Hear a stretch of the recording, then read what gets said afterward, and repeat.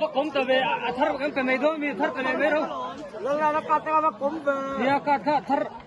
Lần này mình cắt cái. Nói giang ý. Lần này duty nó khang đâu. Lần này lên sai. Sai à. Official kan dulu mah.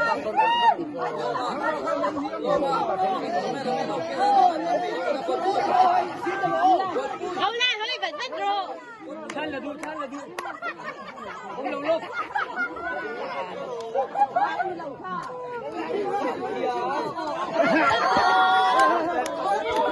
Vậy bùi mong giang ý. Ê, nuôi rét rồi. Let it go.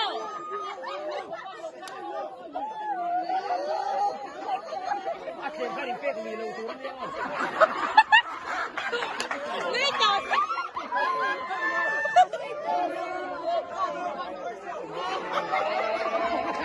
Are we loose?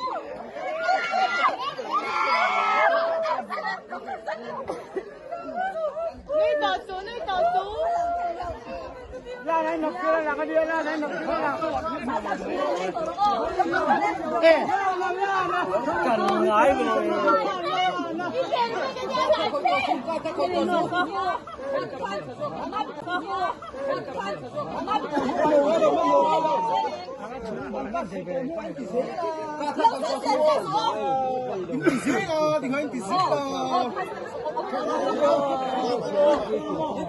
Tiếng lái về.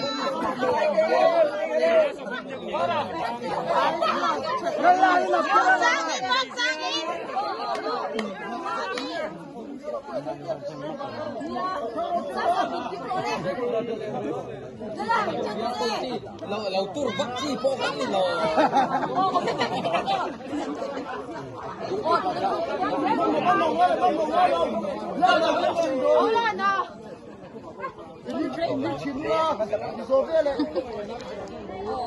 Dissolver, lui non, c'est là. Là, tu peux le Là, vai de boa. Vai de boa.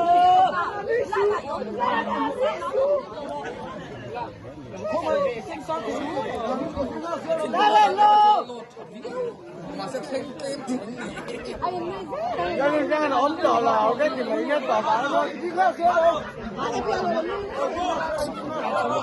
Cái cái mỹ dù gì mấy. Ba đã ba bạc hạt na. Đâu là mong giang ý.